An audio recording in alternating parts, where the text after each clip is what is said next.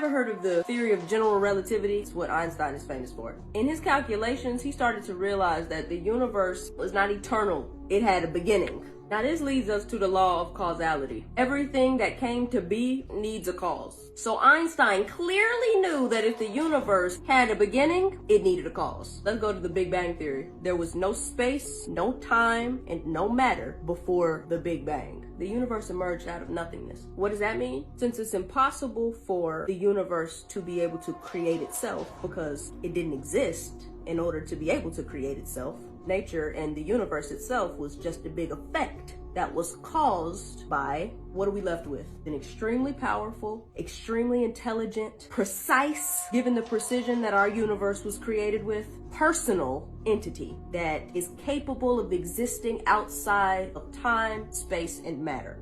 That can't be nothing but God. And for people that are like, okay, well, how do you know that it's like Christianity's God? There's only one God. But there's a very famous astronomer named Robert Jastrow. His credentials as a scientist are impeccable. Being agnostic, he's not even a Christian. He said that all of the essential elements of the Big Bang Theory line up with biblical creation.